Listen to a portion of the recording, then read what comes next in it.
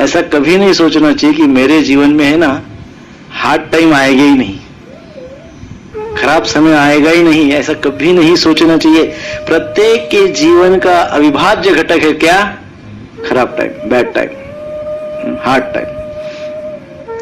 परंतु यदि हमारे पास डिटर्मिनेशन है, अनशेकेबल डिटर्मिनेशन, दृढ़ निश्चय यदि हम हैं, दृढ़ निश्चय हमारे पास है, तो क्या होगा? किसी भी चैलेंज को, किसी भी संकट को, किसी भी टफ टाइम को हम जीत सकते हैं। किसी भी खराब समय को हम जीत सकते हैं, किसी भी टफ टाइम को जीत सकते हैं, यदि हमारे पास दृढ़ निश्चय हो तो। मैं दोनों की बात कर रहा हूं, दोनों की बात हो रही है। दोनों के पास डिटर्मिनेशन है, कमिटमेंट है, तो कितने भी टफ टाइम को, कितने भी खराब समय को जीत सकते हैं। अब एक बात मुझे बताइए कि जो प्रेम की हम चर्चा कर रहे हैं, पारिवारिक प्रेम, पति पत्नी के बीच में का प्रेम, ये ऐसे झटक जैसे एकदम फटाक से आ जाता है क्या? अरे आ गया, अभी प्रेम हो गया, ऐसे होता है? पति और पत्नी, हाँ एकदम वो उसमें एक बाण छोड़ा है, कामदेव ने बाण छोड़ा और बिल्कुल दोनों में भी प्रेम भाव आ गया है और बस अब प्रेम हो रहा है। ऐसे होता है? ऑटोमेटिक होता है प्रेम? बहुत लोग सोचते हो जाएगा, ऐसे होता है ऑटोमेटिक? हाँ, आपको क्या लगता है ऑटोमेटिक होता है? किस दिन ऐसे कोई बटन दबा देगा और अभी प्रेम हो गया शुरू, ऐसे प्रेम पूर्वक संबंध हो गया, ऐसे होता है? नहीं होता है, इट्स नॉट पॉसिबल। हम लोग ऐसी अपेक्षा करते हैं, लेकिन अननोइंगली हम सोचते हैं कुछ अचानक ऐसे कुछ हो जाए और हमारे परिवार, हमारे पति पत्नी के बीच में बहुत अच्छा प्रेम संबंध हो जाए, ऐसा कुछ अचानक हो जाए।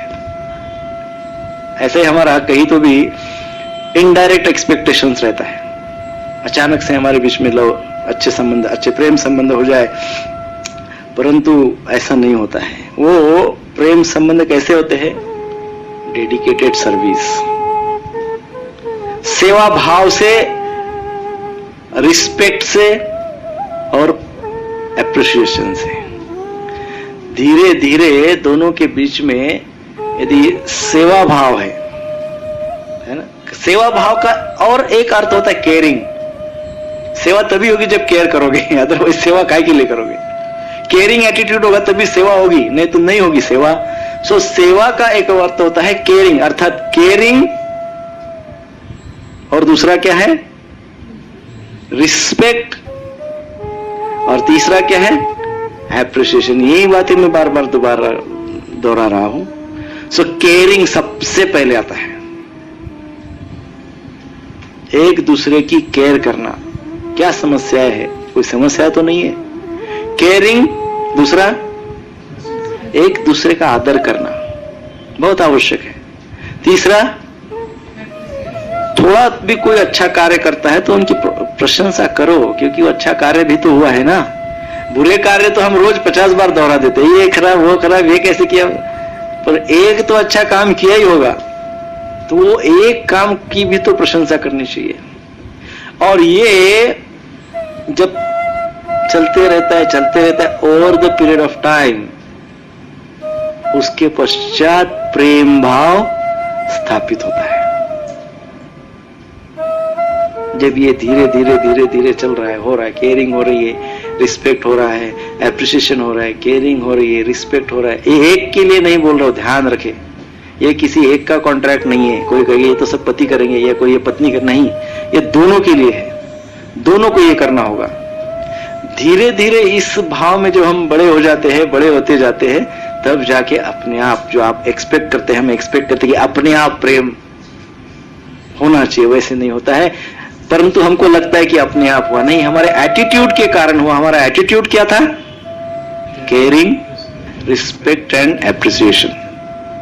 ये बहुत आवश्यक बातें हैं। जैसे डिवोटी रिलेशनशिप में वैष्णव एटिकेट्स के अनुसार क्या सिखाया जाता है? वैष्णव एटिकेट, सदाचार के अनुसार क्या सिखाया जाता है डिवोटी रिलेशनशिप में? Spiritual intimacy and closeness develops a result of serving and loving in Krishna consciousness. Krishna consciousness में यदि हमारे अंदर सेवा भाव या प्रेममय सेवा का भाव जागृत होना है तो क्या करना होता है?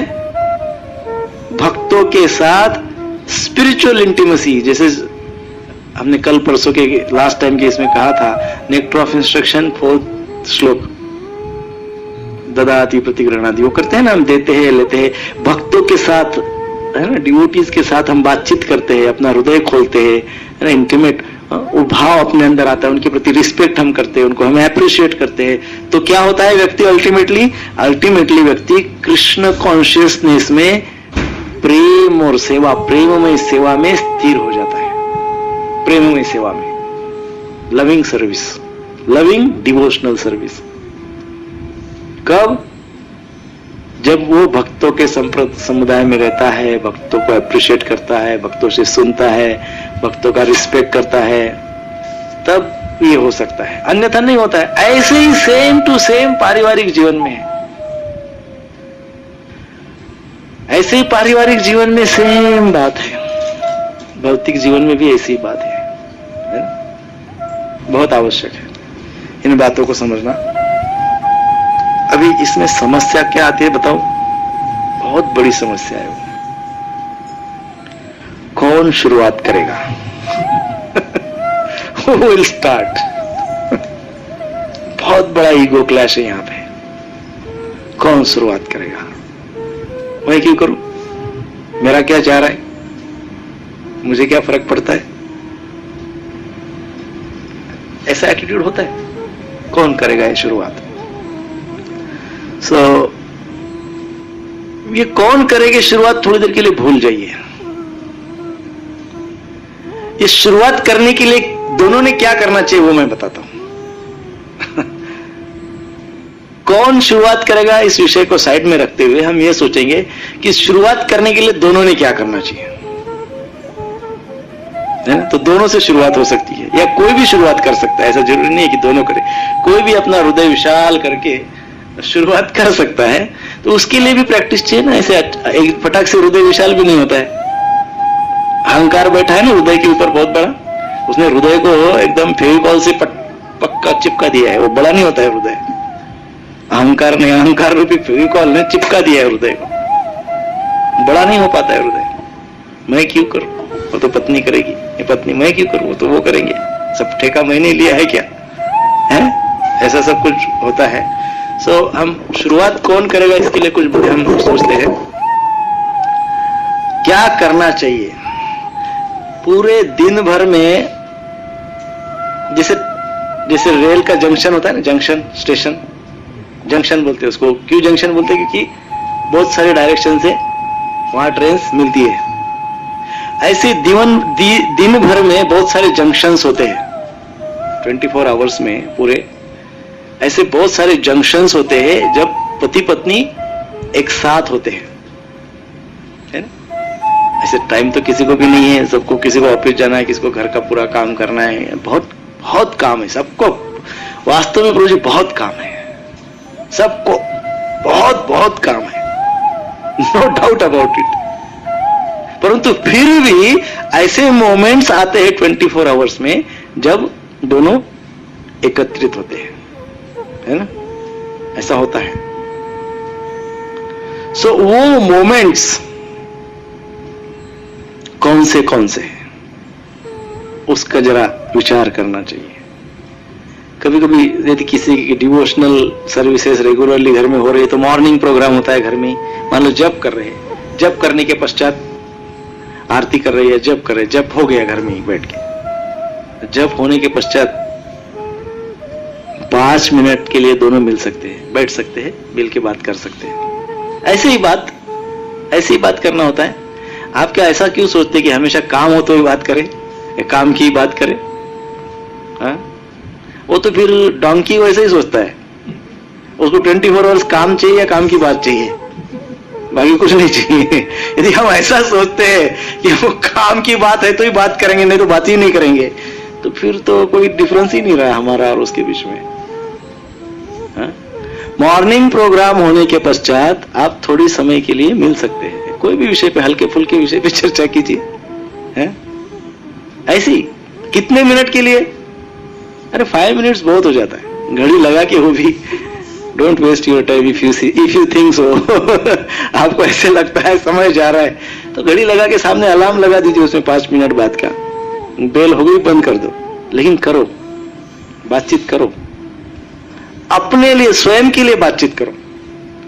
दूसरों के लिए, दूसरों के विषयों के लिए, फलाने फलाने के लिए बातचीत मत करो, अपने लिए बातचीत करो, एक दूसरे के लिए बातचीत करो, बस। किसी भी विषय, तीसरे विषय की बातचीत करने की जरूरत नहीं, but only 5 minutes is enough. But मुझे पूरा विश्वास है कि ऐसा हम नहीं करते होंगे। हाँ, हम नहीं करते होंगे ऐसा मुझे पूरा विश्वास है। राइट, बरोबर। अपने आप को प्रश्न पूछिए, मैं नहीं पूछ रहा हूं आपको प्रश्न, आप अपने आप को प्रश्न पूछिए। सुबह का प्रोग्राम होने के पश्चात कितने प्रभु जी या कितने माता जी अपने प्रभु जी के साथ या माता जी के साथ बातचीत करते हैं हल्के विषय पे, सर्वसाधारण विषय पे? टाइम है? कहां टाइम है? सुबह तो 8 बजे ऑफिस में निकलना पड़ता है। लेकिन आप सोचिए 5 मिनट आप रिलेशनशिप को नहीं दे सकते हैं सुबह का, तो क्या आपने लाइफ बनाया है? आपका कोई लाइफ है क्या? कर क्या रहे हैं? क्या चल रहा है मतलब जीवन में? कहां जा रहे हैं? कहां जा रहे हैं? हाँ, एग्जैक्टली प्रभुपाद जी जो कहते वैसे ही हो रहा है। प्रभुपाद जी क्या कहते? प्रभुपाद जी ने उदाहरण दिया, मैं नहीं दे रहा हूं गधे का उदाहरण। Prabhupada ji, don't become a donkey. सो ये एक बात आप कर सकते हैं। दूसरी बात है, आप काम पे जाते हैं, है ना? सब माता जी भी जाते, कभी प्रभु जी भी जाते हैं, या दोनों जाते हैं। मान लो काम पे जाते हैं, काम पे जाने के पहले 2 मिनट, कितना मिनट? वो भी घड़ी लगा के 2 मिनट बात कर सकते हैं। लेकिन आप सोचिए थोड़ा, अपने आप को इमेजिन कीजिए, काम के लिए जाने के पहले हमारा अवतार कैसा रहता है। सोचिए, फुल सर पे काम चढ़ा हुआ रहता है, मुझे जाना है, लेट हो रहा है, या नहीं भी लेट हो रहा है तो भी ये करना है, वो करना है, एकदम कोई फोन तो 50 आ रहे हैं। So much anxiety, so much anxiety, so much anxiety, भयंकर आवेग, हाँ? जबरदस्त आवेग, काम पे जाने की चिड़चिड़, कोई बीच में आते फटाक केक लगा के, बच्चा कोई बीच में आता उसको, दैट्स वेरी रॉन्ग। सो काम पे जाने के पहले आप 2 मिनट बातचीत कर सकते हैं। कोई भी बात कीजिए, कोई भी हल्की फुल्की, जिसमें विषय क्या है? केवल आप दोनों, तीसरा विषय नहीं है, केवल आप दोनों विषय है, तीसरा विषय नहीं है। ये कर सकते हैं, है ना? और उसके पश्चात तो ठीक है, 12 घंटा 10 घंटा गया, ऑफिस में है, ये है, फोन पे बात होती है, नहीं होती है। फिर आप जब आते हैं ऑफिस से घर पे, तो आने के बाद 2 मिनट, कितना मिनट हुआ अभी? 9 मिनट हुआ, 9 मिनट्स। आने के बाद 2 मिनट एक दूसरे के लिए बात करना है, तीसरी बात नहीं करना है। कितना मिनट? 2 मिनट। कितना हो गया? 9 मिनट, 9 मिनट्स। और फिर रात का प्रसाद लेते हैं, तो साथ में कौन सा वॉक बोलते हैं उसको? मॉर्निंग वॉक के जैसा नाइट वॉक, 5 मिनट के लिए क्यों ना हो, साथ में नीचे उतरिए, जस्ट ऐसे ही मार्केट में जाके आइए, या ही नीचे घूमिए, या कैसे भी साथ में। अकेले तो सब करते हैं, हमको पता है, अकेले माता जी जाते हैं, अकेले प्रभु जी जाते हैं, no communication, that is very wrong. So इस प्रकार से यदि आप करते हैं तो कितना टोटल मिनट होता है? 14। 5 मिनट का वॉक समझो तो 14 मिनट, 1 मिनट और ऐड कर दिए, 15 मिनट, टोटल कितना? ये 15 मिनट आपके जीवन में प्रेम का वर्षाव कर सकते हैं। 15 मिनट्स आपके पारिवारिक जीवन में बहुत कुछ बदलाव ला सकते हैं, बहुत बदलाव ला सकते हैं। आपको आनंद का अनुभव हो सकता है, आपको रिलेशनशिप में एक विशेष उत्साह का अनुभव हो सकता है। दूसरा कोई इलाज भी तो नहीं है, कोई कैप्सूल तो बनी नहीं है कि दोनों ने एक एक खाई और हो गया काम खत्म, ऐसा नहीं है। No solutions, no other solution. ठीक, सो इतना करके देखिए। आपको एक और बात जो हमने पहले भी कही है, वो और एक बात ये करनी होगी बीच में कि आपका जो एप्रिसिएशन है छोटी छोटी बातों में जो अच्छी बात हुई है, अच्छी बात चल रही है, छोटी सी बात क्यों ना हो तो भी एप्रिशिएट करना है, प्रशंसा करनी है। और ये सब बातों को गंभीरता से लेके कुछ समय तक आप जब करते जाएंगे, एक समय तो लगेगा इसके लिए। आप शुरुआत कीजिए, 15 मिनट दीजिए, शुरुआत कीजिए, 15 दिन, 10 दिन, 15 दिन, 20 दिन, एक महीना इन बातों को दीजिए, तो आपको इसका निश्चित तौर पे फल मिलेगा। हरे कृष्णा कृष्णा कृष्णा हरे हरे, हरे राम राम राम हरे हरे। टू मेक इट रिचुअल, आपको यदि इसको एकदम रिचुअल बनाना है, जैसे रिचुअल क्या क्या रिचुअल्स है, कर्मकांड रिचुअल्स क्या क्या है, जो रिचुअल सुबह उठते हैं, भगवान को अगरबत्ती लगाते हैं ना, ये सब करते हैं ना rituals, part of everyday lifestyle, daily lifestyle है ना। डेली लाइफस्टाइल को रिचुअल्स कहते हैं। जैसे ब्रश करना, कोई ऐसा है कि कोई नहीं करता है ब्रश एक दिन भी, रोज करता है, इट्स अ रिचुअल जो रोज करना होता है, नित्य क्रिया कर्म। सो इस प्रकार से हम ये देखते कि रिचुअल्स जो हमारे जीवन में है वो कैसे बनी। कोई चीज रिचुअल बन गई है, वो कैसे बनी रिचुअल, नित्य क्रिया कैसे बन गई, उसको रिचुअल यदि बनाना है, किसको, नित्य क्रिया कर्म, नित्य कर्म बनाना है उसको, किसको, किस चीज को नित्य कर्म बनाना है, क्या बताया मैं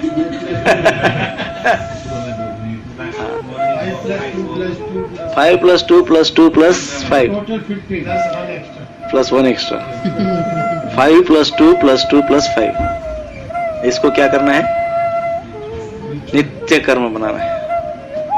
5 याद कीजिए कौन से 5, 2 याद कीजिए कौन से 2, फिर 2 कौन से 2, और फिर 5। हाँ, घर में फिक्र हुई है, 5 मिनट बताया, छतरी लेके बारिश में ऑफिस में जाते हो कि नहीं, बारिश की 4 महीने छुट्टी लेते हो क्या, ऑफिस में जाते हो ना, जाते हो कि नहीं जाते हो, तो ये 5 मिनट इतना डिफिकल्ट लगता है, 12 घंटा ऑफिस जा सकते हो और 5 मिनट ये डिफिकल्ट लगता है, इसका मतलब पहले ही पेशेंट है, बीमारी है। So to make it ritual one should do it regularly, उसको रिचुअल बनाना है, नित्य क्रिया बनाना है, तो क्या करना होगा, इन बात को रेगुलरली करना होगा, एवरी डे वो करते जाना है, एवरी डे। रोज ब्रश कर रहे, ब्रश की इतनी आदत हो गई है कि अभी एक दिन यदि ब्रश नहीं करे बोले तो तबीयत खराब हो जाएगी, बिगड़ जाएगी, क्योंकि उसको रिचुअल बना दिया है ब्रश करने को, बचपन से प्रैक्टिस, एवरीडे रेगुलरली कर रहे हैं। इसी प्रकार से इसको रेगुलर करना है, एक दिन ये रिचुअल बन जाएगी, ये नित्य कर्म बन जाएगा, तो उसके बिना अच्छा नहीं लगेगा, राइट। सो ये एक बहुत महत्वपूर्ण पॉइंट है, कमिटमेंट एंड डेडिकेशन। और इन बातों को एक जिम्मेदारी समझिए ना, ये ऐसा समझिए कि ये विवाह का जो संकल्प होता है ना, ये विवाह का एक संकल्प है, ऐसा समझिए इसको। हाँ, मैरिज का just consider it as a संकल्प, एक संकल्प है, और ये संकल्प के कारण हम दोनों के बीच में क्या है, बॉन्ड है, it's a bondage because of संकल्प। व्हाट संकल्प, 5 + 2 + 2 + 5, दिस इज संकल्प। ये संकल्प समझिए इसको। ये हमारा वैवाहिक जीवन का प्रेम बंध है, प्रेम का बंधन है। और यदि हम इसको इतना अच्छा संकल्प समझेंगे, उसको इतना महत्वपूर्ण समझेंगे, तो हम अपनी पारिवारिक जिम्मेदारी को निभा सकेंगे, हम अपने सामाजिक जिम्मेदारी को निभा सकेंगे, हम श्री गुरु श्री कृष्ण की सेवा की जो हमारे ऊपर जिम्मेदारी है उसको भी निभा सकेंगे। और यदि ये नहीं है तो हम कोई भी जिम्मेदारी को अच्छे से नहीं निभा सकते। That's for sure. वो दिखावा है। यदि ये नहीं कर रहे हैं और फिर हम कर रहे हैं तो समझना चाहिए कि हम क्या कर रहे हैं, दिखावा कर रहे हैं। सिंपल रिस्पेक्ट हम हमारे फैमिली मेंबर्स का, पार्टनर का नहीं कर सकते तो डिवोटीज का क्या रिस्पेक्ट करेंगे, डिवोटीज का नहीं कर सकते तो गुरु का क्या रिस्पेक्ट करेंगे, गुरु का नहीं कर सकते तो कृष्ण का क्या रिस्पेक्ट करेंगे, राइट?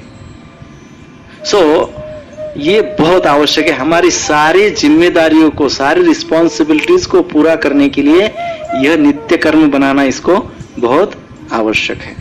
नंबर 7, पहले हमने कहा था क्या, 6 में क्या था, कमिटमेंट एंड डेडिकेशन। अब इसमें 7 में बताया गया है honest communication and open and honest communication. कैसा communication? Open and honest. Open अर्थात आपने जो बोला है उसके प्रति सुनने के लिए आप ओपन है, you are ready to listen.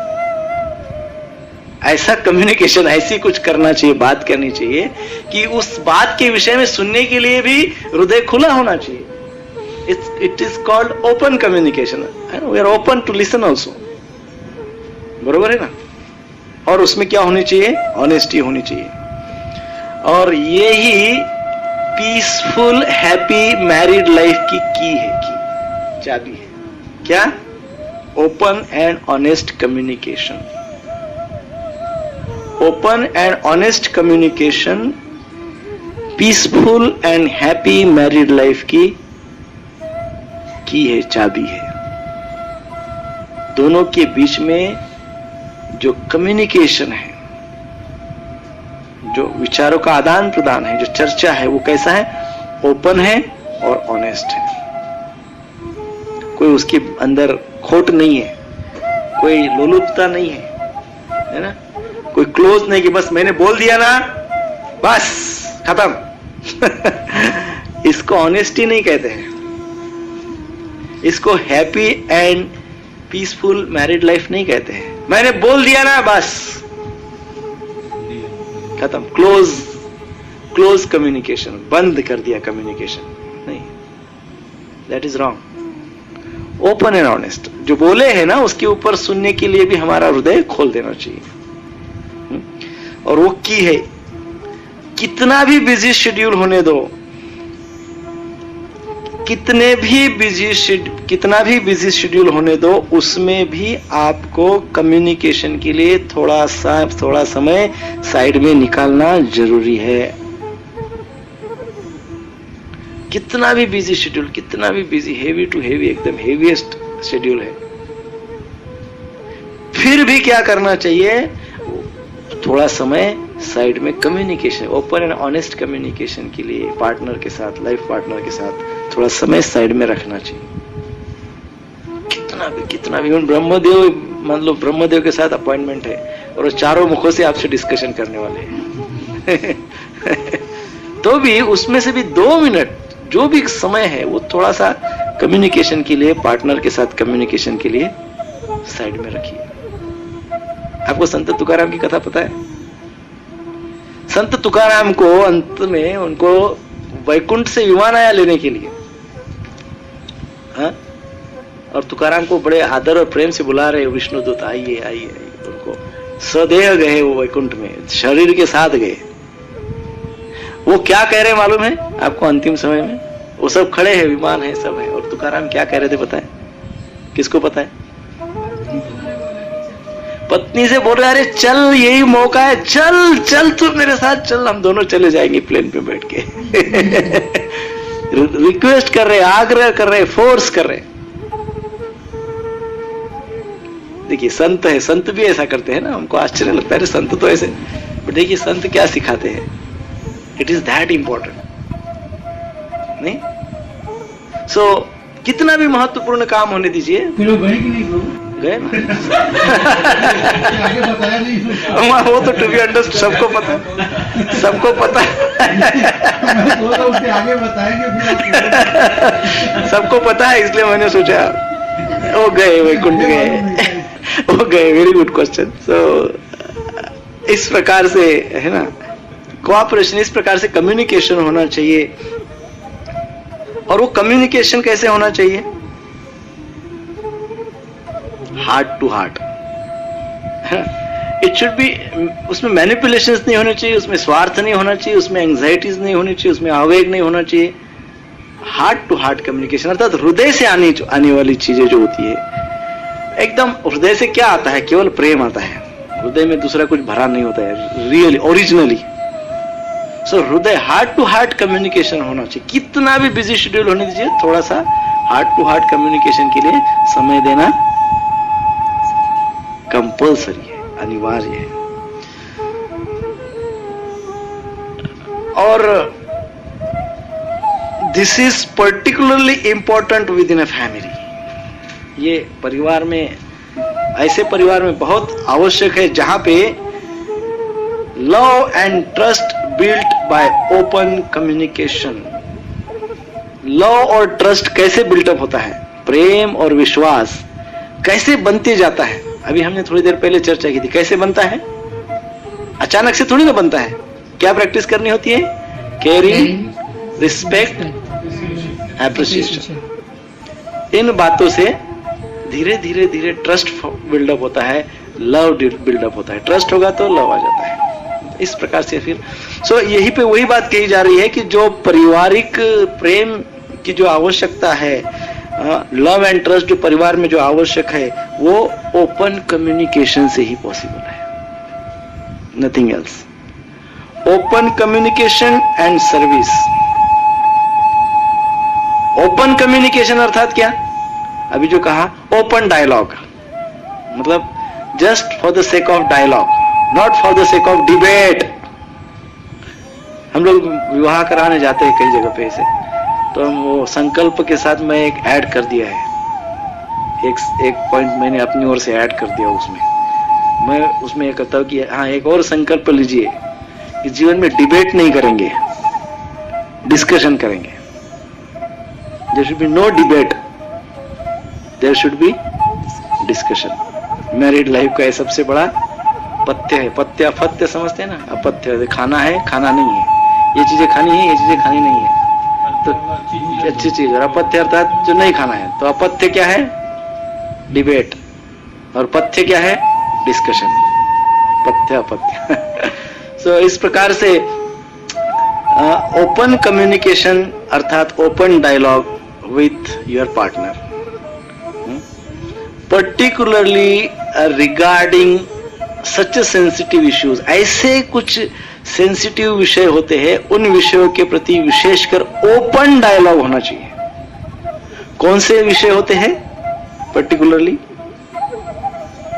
Personal life, जो प्राइवेट लाइफ होता है, जो किसी के भी साथ शेयर नहीं करते हैं, वो पर्सनल लाइफ, इंटीमेट लाइफ कहा जाता है, वो आपस में शेयर करें। और दूसरा एक आज के युग में बहुत महत्वपूर्ण बात होता है, वो होता है फाइनेंस। कभी कभी फाइनेंस से फ्रस्ट्रेशन आ जाता है ना? सो फाइनेंशियल मैटर्स जो आपको रिस्क लगते हैं, जहां पे आपका ब्लड प्रेशर हाई होता है या स्ट्रेस बढ़ता है या है ना ऐसा कुछ डरावना लगता है फाइनेंस, उस विषय पे डिस्कस करें ओपनली एक दूसरे के साथ। ये दो विषय बड़े महत्वपूर्ण हैं। सो ये ओपन डायलॉग होना चाहिए। एंड इसके कारण क्या होता है? इसके कारण एक ट्रस्ट बिल्डअप होता है, कोऑपरेशन होता है, और फिर एक दूसरे के प्रति कॉन्फिडेंस भी फील होता है। ऐसी कोई बात नहीं जो मुझे पता नहीं है, ऐसी कोई बात नहीं जो पार्टनर को पता नहीं है, ऐसा कोई फाइनेंशियल ऑब्लिगेशन नहीं है। यदि है भी ऑब्लिगेशन फाइनेंशियल, तो हम दोनों मिलके, हमको भी पता है क्या है, सबको, दोनों को पता है। सो इट मीन्स उससे क्या होता है? उससे एक ट्रस्ट फॉर्म होता है, एक कॉन्फिडेंस फॉर्म होता है। ओपन कम्युनिकेशन या ओपन डायलॉग से ट्रस्ट एंड कॉन्फिडेंस बिल्डअप होता है। बहुत बड़ा लाभ है ये, नहीं? कॉन्फिडेंस, एक दूसरे के प्रति कॉन्फिडेंट रहना, ये ओपन डायलॉग्स, ओपन कम्युनिकेशन से होता है। Communication means what? ये पॉइंट है ना, open and honest communication. So communication means speaking and listening, दो ही बातें होती है ना, सुनना और सुनाना, बरोबर कि नहीं? सुनना और सुनाना मतलब कम्युनिकेशन। सो सुनाने के कुछ नियम, पहले सुनाने के नियम हम देखते हैं फिर सुनने के देखते हैं, वो बहुत महत्वपूर्ण मुद्दा है। सुनाने के लिए सब इंटरेस्टेड होते हैं ना, सुनना किसी को नहीं है, सुनाना सबको है। सो सुनाने के हम नियम देखते हैं। पहले स्पीक फॉर योर सेल्फ। तुमने ऐसे किया, तुमने वैसे किया, इसलिए मैंने कैसे किया, तुमने वैसे किया, तुमने 5 साल पहले वैसे बोला था, तुमने कल वैसे कहा था, तुमने ऐसे किया, ये तुमने करना चाहिए, तुम्हारा काम है ये, तुम यू, ये नहीं होना चाहिए। यहां पे उल्टा है। आध्यात्मिक स्तर पे हम देखते हैं डिवोशनल सर्विस में क्या करना चाहिए, आय को दूर रखना चाहिए, मैं को दूर रखना चाहिए। पर यहां पे क्या है, मैं बोलना चाहिए। कैसे मैं बोलना चाहिए? आई थिंक, मुझे ऐसे लगता है कि हमने ये करना चाहिए। दूसरा, आई फील, मुझे ऐसे लगता है कि हमने ये करना चाहिए, है ना? आई विश, मेरी ऐसी इच्छा है कि हमने ये करना चाहिए, है ना? यहां पे आई वर्ड प्रिडोमिनेंट है, नॉट यू। यू से क्या होता है? डिबेट, भयंकर डिबेट होता है, वॉर लाइक सिचुएशन बन जाती है वो। हाँ, सब डिफेंस का है। वो पहला जो हुआ है वो सब डिफेंस ही बन जाते हैं। You not me, I am nowhere. पहला पॉइंट हुआ है ना, स्टोन वॉलिंग, डिफेंसिव। सो डिफेंस हो जाता है ये, अपने आप को डिफेंड ही करते हैं। हमारी गलती है तो भी हम डिफेंड करते हैं, नहीं तुमने तो ऐसे, आपने कितनी भी गलती की हो पर तुमने भी तो की है 4 साल 10 साल पहले। सो ये नहीं होना चाहिए। इसलिए आय का भाव, आय अर्थात मुझे ऐसे लगता है, मेरी गलती है, शायद मेरी गलती हो सकती है, शायद मुझे ऐसा लगता है, शायद मुझे ये चाहिए, इस प्रकार से I feel, I want, I wish, है ना? ये बात होना, बोलने के वक्त, बोलते वक्त इन बातों का शब्द प्रयोग होना आवश्यक है। दूसरों को उद्देश्य करके, दूसरा के ओर उद्देशित करके नहीं बोलना चाहिए। Don't go on and on and on and on. कभी कभी ऐसे होता है ना, नहीं? Don't make many points. कुछ बात बतानी है तो उसके हजारों पॉइंट्स मत बताइए, बताते ही जा रहे, बताते ही जा रहे, बताते ही जा रहे, बताते ही जा रहे। इससे सुनने की क्षमता क्षीण हो जाती है। सुनने वाले की सुनने की जो शक्ति है ना, वो दुर्बल हो जाती है, वो सुनना बंद कर देता है। ये बताते ही जा रहे 24 आवर्स, राइट? बता ही रहे, on and on and on and on, tape record के जैसे। Don't do that. वो बोलने वाले ने इस बात का ध्यान रखना चाहिए कि don't go on and on. बहुत सारे पॉइंट्स मत बनाइए, एक ही महत्वपूर्ण मुद्दा बनाइए, ज्यादा से ज्यादा 2, 50 मुद्दे मत बनाइए बोलने के लिए। नेक्स्ट टाइम के लिए कुछ बोलिए, नो इश्यू, बट एक या ज्यादा से ज्यादा 2 मुद्दे होने चाहिए। बहुत सारी बातें, उसको फिर ओपन डायलॉग नहीं कहा जाएगा, केवल बोला हजारों मुद्दे उपस्थित कर दिए हैं। That's not the way. फिर यदि एक मुद्दा आपने बोला है, एक पॉइंट हमने बोला है, तो एक पॉइंट बोलने के पश्चात थोड़ा रुकिए, वेट कीजिए कि पार्टनर इसके ऊपर कुछ बोलना चाहता है क्या, या चाहती है क्या। एक मुद्दा किया, लगे तुरंत दूसरा मुद्दा फटाफट बोल के फुल स्टॉप, हो गया, खत्म, मैं जा रहा हूं, और फिर टाइम खत्म, टाइम हो गया। This is not the way. हमने बोला है, बोलने के पश्चात दूसरे पार्टनर को, हाँ, ताकि हम सुने, थोड़ा रुके, अपने वो टेप रिकॉर्ड में रुक जाए, बीच में पॉज करें, थोड़ा सुने। नहीं, ये तो मैं समझता हूं रोज के जीवन में भी होना चाहिए, हमारे प्रोफेशनल लाइफ में भी होना चाहिए। आपको पहले अध्याय के पहले दूसरे श्लोक में हमने एक बात समझाई थी, यदि किसी को याद है तो कोई बता सकता है? बहुत देर तक बात। विद्वत्ता का लक्षण क्या है? हाँ, क्या उदाहरण है उसका?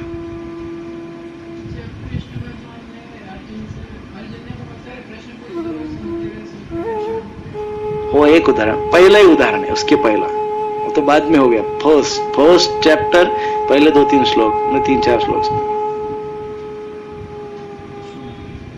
हाँ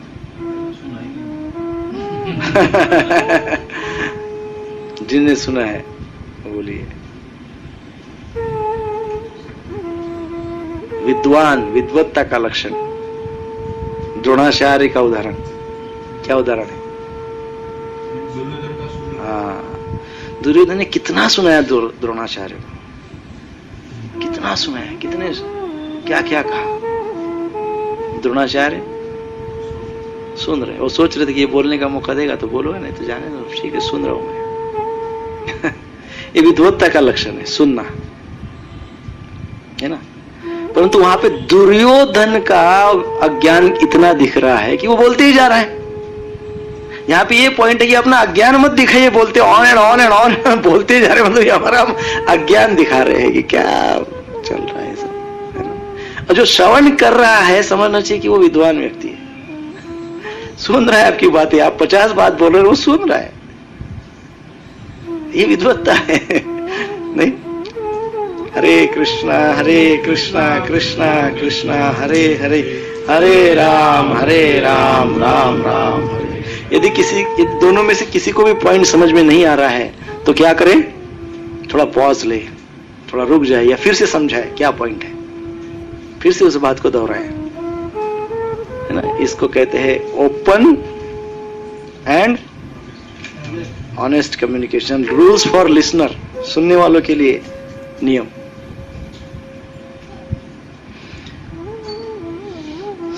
रूल्स फॉर लिसनिंग, सुनने के लिए नियम क्या है? लिसन, फोकस, बहुत महत्व का पॉइंट है। Focus, focus on what? Focus on what speaker is saying. Focus on it. Focus on it. हाँ, सुनने का नियम। Focus on what the speaker is saying. कई बार ऐसे होता है कि जो बोलने वाली व्यक्ति है वो बोलते जा रही है और सुनने वाला व्यक्ति मन में ये सोच रहा है, अच्छा अभी ये बोल रहा है कि इसको रिबटल, अभी इसको मैं ये बोलूंगा, अभी इसको मैं वो बोलूंगा, ये बोल रहा है। और वो सुनने वाला मन में क्या सोच रहा है? रिबटल का सोच रहा है। वो सोच रहा है कि अभी मैं, इसने ऐसा बोला, मैं अभी वो बोलूंगा, हाँ मैं ये पॉइंट पे वो बोलूंगा, मैं वो पॉइंट पे वो बोलूंगा। It's going on. अंदर क्या चल रहा है? अंदर बोलने वाले स्पीकर कुछ बोल रहा है और सुनने वाला क्या सोच रहा है? अंदर, हाँ अंदर सोच रहा है कि इस पॉइंट पे मैं ये बोलूंगा, उस पॉइंट पे मैं वो बोलूंगा, उस पॉइंट पे मैं वो बोलूंगा, है ना। ऐसे सोच रहा है, या मन में कुछ और विचार चल रहा है। पति पत्नी के झगड़े में कई बार ऐसे होता है, मान लो पत्नी कुछ बोल रही, विशेषकर ये बात ज्यादा होती है, पत्नी कुछ बोल रही होती है तो पति का मन में कुछ और चलते रहता है। ज्यादातर कई बार माता जी का ये कंप्लेंट रहता है कि ये सुनते ही नहीं है। सुनते नहीं मतलब जब ये सुनाते हैं तब ये प्रभु जी के मन में पता नहीं क्या चलते रहता है, कुछ तो चलते रहता है, अनेकों विचार चलते हो गए, या जो भी उनका है अपना calculation. So this is very wrong. ये सुनने का नियम नहीं है। आप द्रोणाचार्य को देखिए, दुर्योधन जैसे व्यक्ति का उन्होंने सुना, सोचो आप,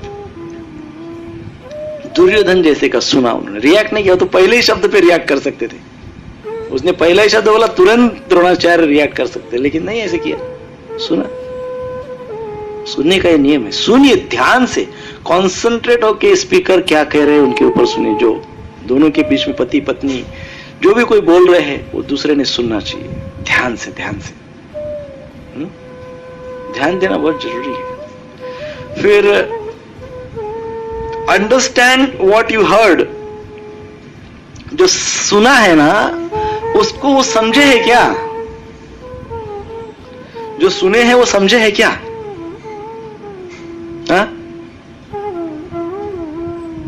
तो समझिए, समझने का प्रयास कीजिए, जो सुने हैं उसको समझने का प्रयास कीजिए। हाँ? और जब सुना है और समझा है तो स्पीकर को पूछिए कि भाई मैं ये सुना हूं और ऐसा समझाऊं क्या, एम आई राइट?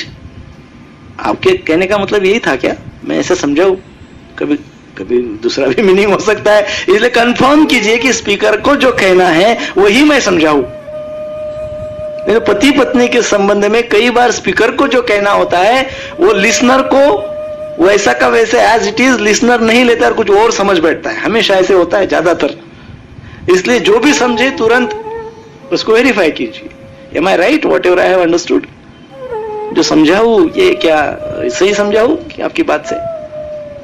नहीं तो ये लड़ाई का ये बहुत बड़ा मुद्दा बनता है हमेशा। मेरा ये कहने का अर्थ नहीं था और मेरा ये बोलने का अर्थ नहीं था और मेरा ये सुनने का अर्थ नहीं था और सब निरर्थक बात होती रहती है। सो बी केयरफुल अबाउट इट। और जब यदि समझा नहीं है तो उसको समझने का प्रयास कीजिए, बार बार पूछिए कि ये कैसा, समझाइए जरा इसको, है ना, बार बार पूछिए। हरे कृष्णा कृष्णा कृष्णा हरे हरे, हरे राम राम राम हरे हरे। ये बातें बहुत बहुत बहुत बहुत महत्वपूर्ण है। मैं ये मानता हूँ, समझता हूँ और जानता हूँ कि ये सब आपको पता है, मैं कुछ नई बात नहीं बता रहा हूँ, परंतु ये बातें बहुत रिफाइंड तरीके से बताई गई है। हम आपको अंत में कहेंगे कि हमने किससे किसके कहां से नोट्स लिए हैं, किसने ये सब लिखा है, कहा है। बड़े विद्वान लोग हैं, बड़े भक्त हैं, उच्च कोटि के, सभी के सभी प्रभुपाद डिसाइपल हैं। उनके कुछ नोट्स, उनके कुछ बुक्स, उनके कुछ लेक्चर, उनके कुछ कोट्स, ये सबको हमने एकत्रित करके ये आपके सामने उपस्थित करने का प्रयास कर रहे हैं। इसको सीरियसली लीजिए, है ना, इसको गंभीरता से लीजिए, है कि नहीं? हरे कृष्णा कृष्णा कृष्णा हरे हरे, हरे राम राम राम हरे हरे। इस प्रकार से हमने लिसनर और स्पीकर, बोलने वाला और सुनने वाले, दोनों के लिए नियम की चर्चा की है।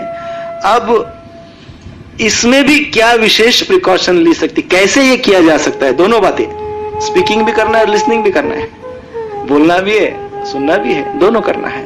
तो दोनों के लिए क्या नियम, दोनों हम क्या आत्मसात कर सकते हैं जिसके कारण हमारा रिलेशनशिप स्ट्रांग हो जाए, अच्छा हो जाए?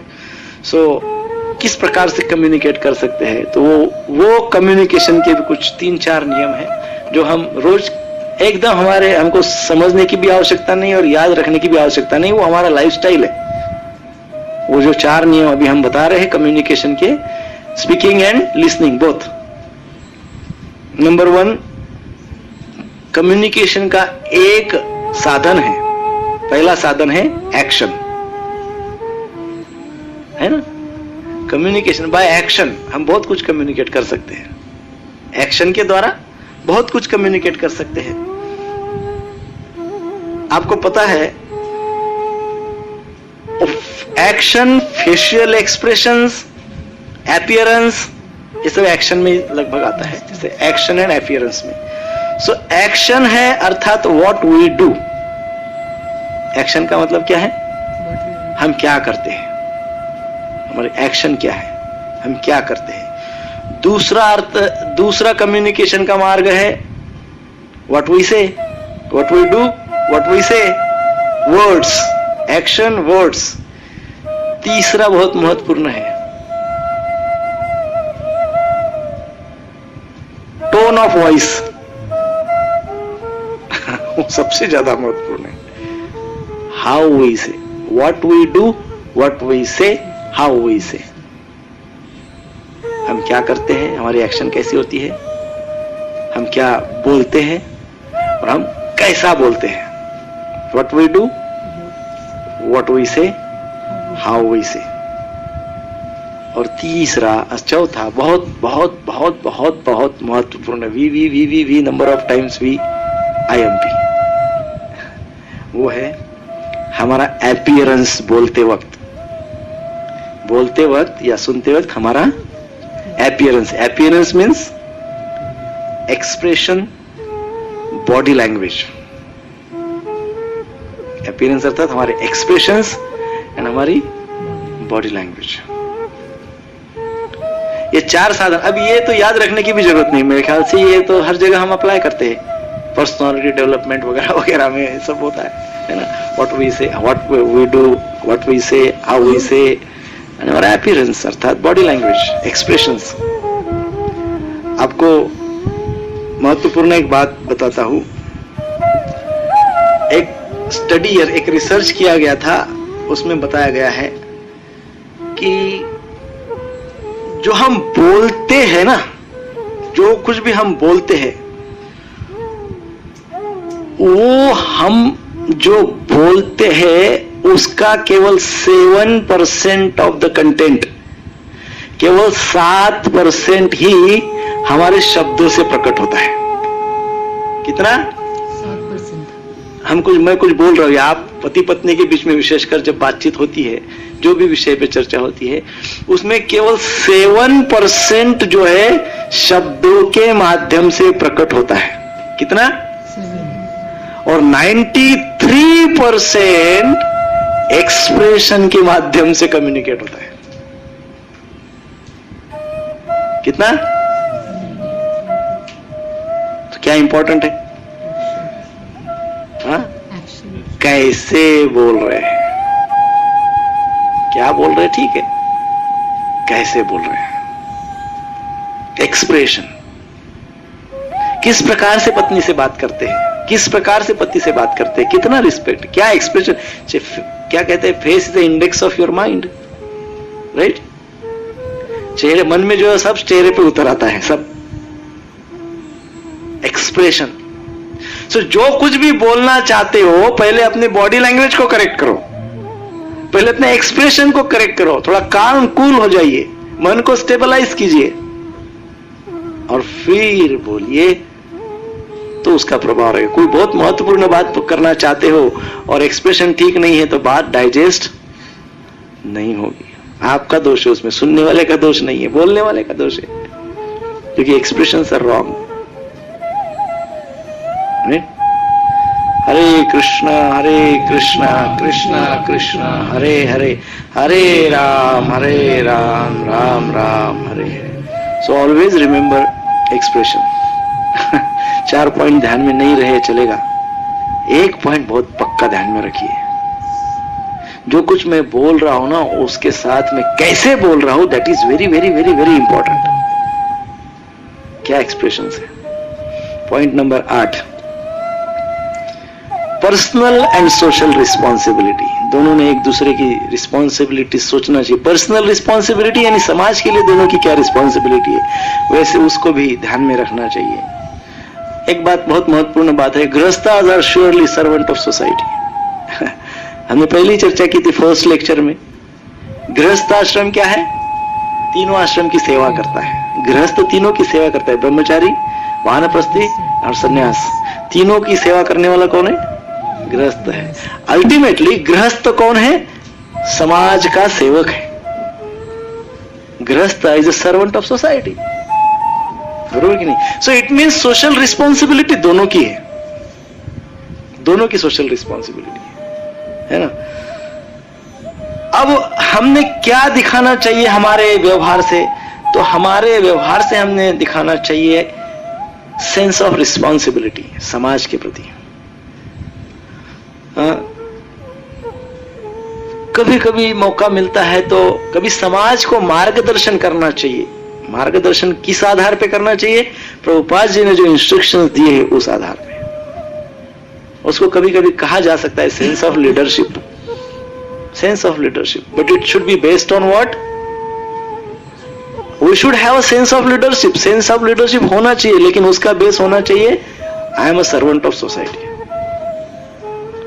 लीडरशिप का एसेंस क्या है?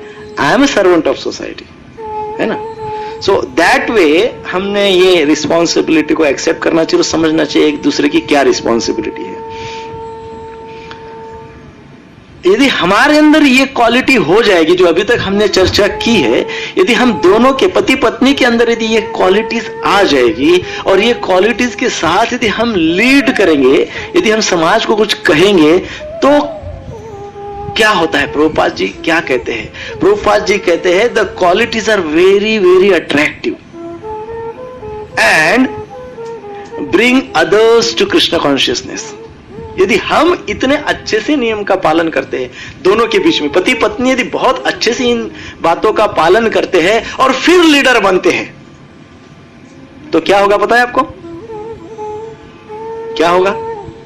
प्रभुपाद जी कहते हैं सोसाइटी, समाज, लोग कृष्ण कॉन्शियसनेस की ओर आकृष्ट हो जाएंगे। राइट? ऐसे ही धर्म की स्थापना हो जाएगी, ऐसे ही समाज का निर्माण हो जाएगा, ऐसे ही समाज का कल्याण हो जाएगा, ऐसी ही शुद्धता आ जाएगी समाज में। प्रभुपाद जी बहुत सुंदर स्टेटमेंट ये कर, बहुत पावरफुल स्टेटमेंट है।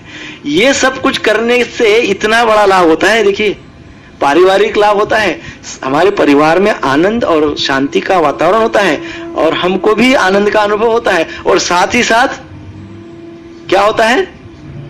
समाज भी कृष्ण कॉन्शियसनेस की ओर आकृष्ट होता है। कितना बड़ा लाभ है, कितना बड़ा प्रचार कार्य है, कितना बड़ा भगवान की सेवा है, कितनी बड़ी चैतन्य महाप्रभु की सेवा है, कितनी बड़ी प्रभुपाद जी के मिशन की सेवा है। ऐसा सब आपके परिवार में यदि आप करते हैं तो ये भगवान कृष्ण की सेवा होती है, ये गुरु की सेवा होती है, प्रभुपाद जी की सेवा होती है, ये धर्म का बहुत बड़ा कार्य होता है। देखिए, हरे कृष्णा कृष्ण कृष्ण हरे हरे, हरे राम राम राम हरे हरे। इसलिए ये जो गृहस्थ आश्रम है ना, ये बहुत बड़ा अवसर हमको मिला है कि हमारे इस पारिवारिक जीवन में, वैवाहिक जीवन में मैच्योर हो जाए, स्थिर हो जाए, स्टेडी हो जाए, और इस प्रकार से अपने आध्यात्मिक जीवन को भी स्टेडी बनाए। गृहस्थ को ही अवसर मिला है प्रभु जी, गृहस्थ को ही अवसर मिला है। इतना सब कुछ करते हुए भी स्टेडी स्पिरिचुअल लाइफ। सोचते हैं इतना सब, इतना मटेरियल वर्ल्ड के संपर्क में गृहस्थ ही रहते हैं, इतना मटेरियल के संपर्क में रहते हुए भी स्टेडी स्पिरिचुअल लाइफ किसी को मिलेगा? केवल गृहस्थ को मिला है। इट्स ओनली फॉर गृहस्थ। इतनी बड़ी फैसिलिटी दी है, इतना बड़ा अपॉर्चुनिटी है, इतना बड़ा अवसर है, इसको ऐसे ही वेस्ट नहीं करना चाहिए। नहीं? Number 9, principle 9, economic development and prosperity. ये प्रत्येक परिवार का अति आवश्यक अंग है। क्या? Economic development and prosperity. आर्थिक सुबत्ता उसको कहा जाता है ना? अर्थार्जन करना और इस प्रकार से एक कंफर्टेबल जीवन यापन करना। सो हाउस होल्डर अर्थात गृहस्थ की सबसे इंपॉर्टेंट ड्यूटी क्या है? टू जनरेट एन इनकम, अर्थार्जन करना,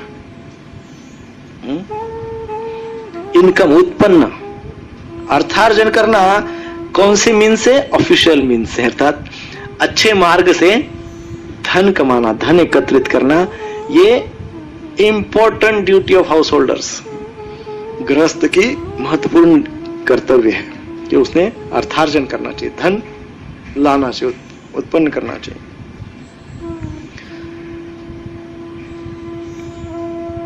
पॉवर्टी जो है उसको अवॉइड करना चाहिए। अर्थात पॉवर्टी अर्थात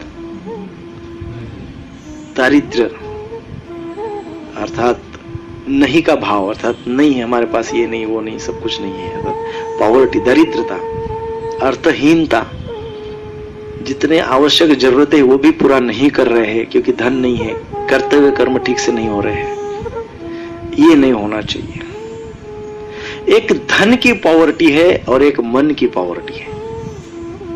अवॉइड बोथ। सबसे भयंकर पॉवर्टी मन की है। एक बार मानसिक स्तर पे व्यक्ति दरिद्री बन गया ना, केवल ये जीवन नहीं, जन्म जन्मांतर तक वो दरिद्री रहेगा। क्योंकि मन अर्थात संस्कार, और संस्कार ये जन्म से वो जन्म में प्रभु जी ट्रांसफर होते हैं। ध्यान रखिए, मन में जो जमा किए हैं ना अभी इस जीवन में, वो सब कैरी फॉरवर्ड आगे के जीवन में होगा। इसलिए ये मानसिक दरिद्रता यदि हम यहां से ले रहे हैं तो वो पूरा पता नहीं कितने लाइफ टाइम तक हम दरिद्री रहेंगे मानसिक स्तर पे। सो अवॉइड दैट। मानसिक दरिद्रता क्या है? क्या लगता है आपको? क्या हो सकती है मानसिक दरिद्रता? क्या हो सकती है?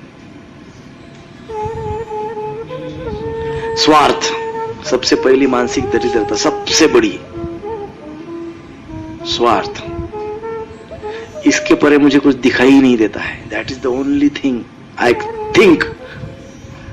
वो एक ही चीज ऐसी जो मैं सोचते रहता हूं, जो मेरा विचार बन गया है, जो मेरा संस्कार लगभग बन गया है।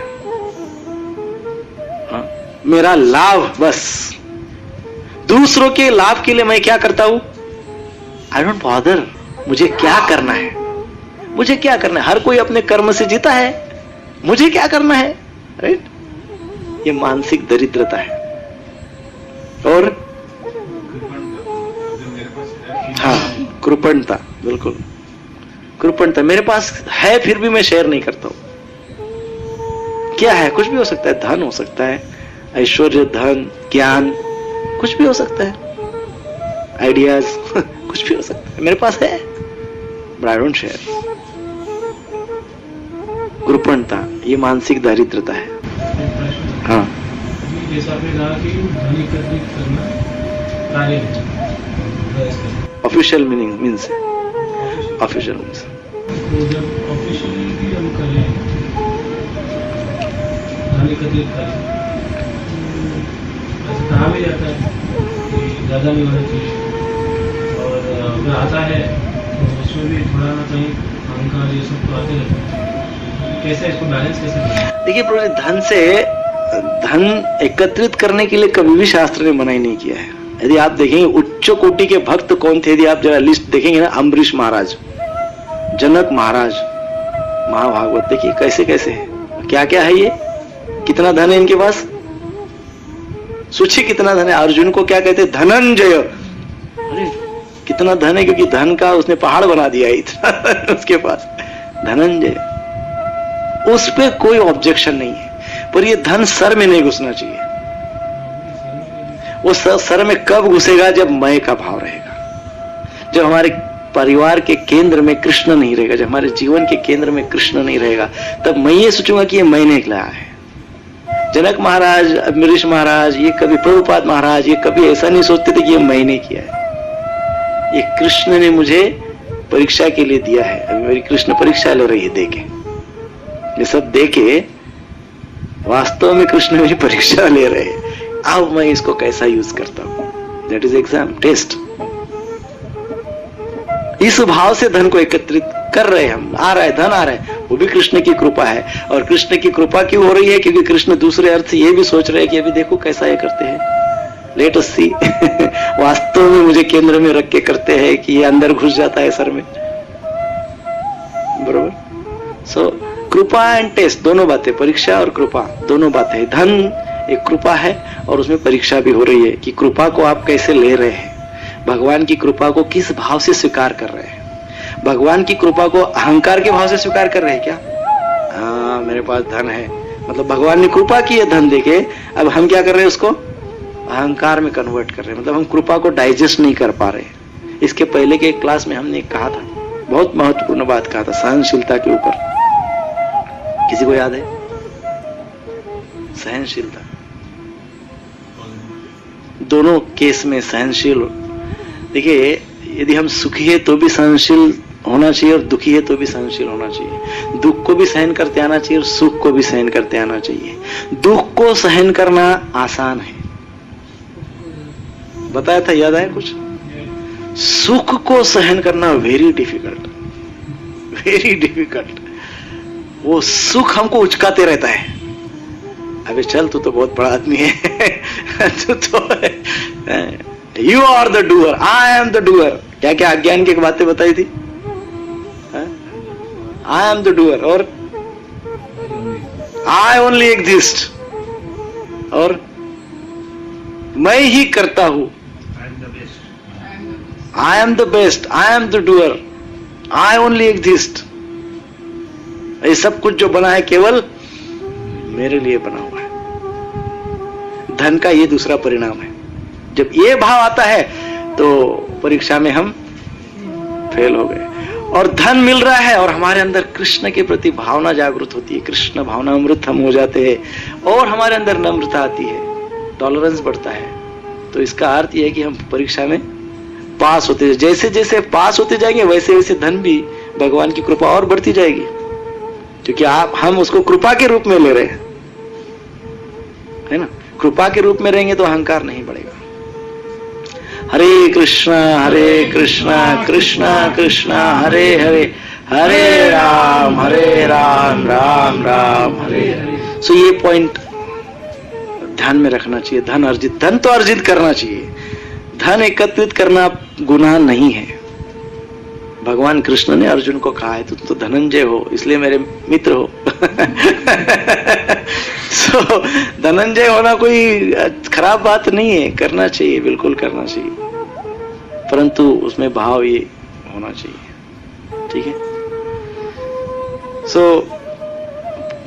पॉइंट ये था, avoid poverty, mental poverty, and दूसरा कौन सा दारिद्र्य? धन का दारिद्र्य। ये दोनों को अवॉइड करना चाहिए, क्योंकि ये दोनों से आध्यात्मिक जीवन में बहुत बड़ी बड़ी खाइयां पैदा हो सकती है, बहुत बड़े ऑब्स्टेकल्स आ सकते हैं, समस्याएं उत्पन्न हो सकती है आध्यात्मिक जीवन में दोनों बातों से। और कभी मन में ये भी नहीं सोचना चाहिए कि ये सब बातें तो simple living and high thinking के विरुद्ध है। कभी कभी ना भक्तों तो सिंपल लिविंग हाई थिंकिंग, ऐसा नहीं सोचना चाहिए कि ये सिंपल लिविंग हाई थिंकिंग के विरुद्ध है। गृहस्थ ने ऐसे नहीं सोचना चाहिए, परंतु एक मर्यादा के से भी ज्यादा धन एकत्रित करने के ही केवल पीछे नहीं लगना चाहिए। बस वही एजेंडा बना दिया, मर्यादा से भी ज्यादा कर रहे हैं, आसक्ति हो जाती है। फिर कृष्ण, उसमें धोखा ये होता है कि हम कृष्ण को भूल जाते हैं और धन को याद रखते हैं, है ना। सो वो भी नहीं होना चाहिए। सो जो भी कुछ प्राप्त होता है कृष्ण कृपा समझना चाहिए और कृष्ण के ही सेवा के लिए सब कुछ करना चाहिए। ये गृहस्थ की सबसे बड़ी सेवा है। बेसिकली गृहस्थ जीवन के लिए ये सबसे बड़ी सेवा है। कृष्ण हमको वो सब कुछ देते हैं जो हमारे पास नहीं है, जो हमारे पास नहीं है। कौन सा श्लोक है भगवद गीता का? बोलो। अनन्यश्चिन्तयन्तो मामे जना पर्युपासते तेषाम नित्याभियुक्तानाम योगक्षेमम वहां। बहुत प्रसिद्ध श्लोक है। जो हमारे पास नहीं है वो भगवान देते हैं, स्वयं आके देते हैं, ऐसे भगवान कहते हैं। पर उसके पहले क्या क्या बातें हैं वो सब हम चर्चा करेंगे। सो इसका हमने भी भाव पारिवारिक जीवन में रखना चाहिए कि मान लो आर्थिक समस्याएं है भी, कभी आ सकता है। अर्थशास्त्र अर्थ है चल चित्तम चलत वित्तम चंचलम इदम सर्वम। ये सब चल चित्तम, चित्त हमारा मन चंचल चलते रहता है, एक जगह नहीं बैठता है। चलत वित्तम, वित्त जो है चलता है, इसको पैर है। ये अर्थ पैसा धन जो है ना, इसको पैर है, चलता है। चलत वित्तम, चलते रहता है, कि अभी यहाँ तो फिर वहां तो फिर वहां, इसका उसके पास, उसका उसके पास, चलते रहता है। चंचलम इदम सर्वम, ये सब कुछ कैसा है? चंचल है, सब कुछ चंचल है। सो ज्यादा फ्रस्ट्रेट होने की आवश्यकता नहीं। कभी आर्थिक समस्याएं आती है, अर्थशास्त्र गड़बड़ा जाता है, तो ज्यादा फ्रस्ट होने की आवश्यकता नहीं। ध्यान रखना चाहिए कि भगवान देते हैं, जो हमारे पास नहीं है वो भगवान देते हैं। आपको पता है फिलाडेल्फिया में अपना हमारा मंदिर है ना, वहां पे उनको जन्माष्टमी महोत्सव मनाना था। शुरुआती समय में ज्यादा प्रचार नहीं था, लेकिन इन्होंने पूरा प्रोग्राम बनाया और अभी तक जो है धन ही नहीं आ रहा है। अभी आज कल जन्माष्टमी, तो आज इनके पास कुछ भी नहीं, बिल्कुल कुछ नहीं। एटलीस्ट प्रसाद के लिए उनको कुछ $100 चाहिए थे प्रसाद के, कम से कम जन्माष्टमी का प्रसाद बनाए। और एक दिन पहले तक उतना भी नहीं था उनके पास धन। उनको ये पता था कि Krishna provides what we lack, जो हमारे पास यदि नहीं होता है तो कृष्ण देते हैं। तो बड़े शांत मन से वो एकदम भगवान का नाम जप करते रहे, प्रयास किए, बुक डिस्ट्रीब्यूट कर रहे थे। उस दिन बहुत प्रयास किए सब लोगों ने कि धन आ जाएगा, कहीं से डोनेशन तो आ जाएगा, कम से कम $100 तो आ जाएंगे। हाँ? कुछ नहीं आया प्रभु जी, दिन भर प्रयास किए, सबको चिंता होने लगी, कल से तो सुबह से सब शुरू होगा, है ना, अभिषेक होगा, सब होगा, तो धन तो लगा रहेगा। शाम को 6:30 बजे एक व्यक्ति आया और $1000 देके चला गया। इनको कितना समय गया इसमें टेंशन में, अरे अभी कैसा होगा क्या, लेकिन डिवोटी थे, केवल वो जप करते रहे, भगवान का नाम कर रहे पूरे प्रेम से, कि भाई जो नहीं है, जिसकी वास्तव में जरूरत है वो तो भगवान दे ही देते हैं, वास्तव, है ना। सो इस प्रकार से भगवान, आपको दीन बंधु की कथा पता है, सबको पता होगी, बहुत कॉमन कथा है, दीन बंधु, भगवान दीन बंधु, हाँ नहीं, दीन बंधु भगवान का एक नाम है ना, दीन बंधु। अरे एक छोटा बालक था, वो बहुत गरीब था, है ना, छोटा बच्चा 6-7-8 साल का, बहुत गरीब था, स्कूल में जाता था। उनके स्कूल में एक दिन अभिषेक का आयोजन किया गया, जन्माष्टमी, भगवान कृष्ण को अभिषेक, इसलिए टीचर ने बोला अभिषेक के लिए पंचामृत चाहिए, तो सब लोग अपने अपने घर से क्या लाए, दही लाए, पता है सबको कथा है।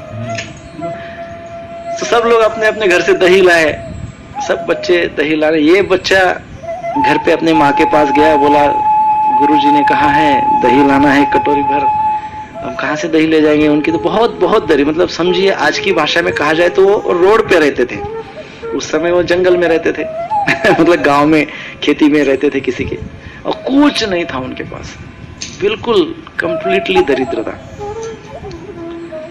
तो माता का भगवान में विश्वास था, तो माता कहने लगी अभी मैं क्या कहूँ, कहाँ से दूं तुमको दही लाके, जाओ वो दीन बंधु सबके मित्र है, उनको मांगो।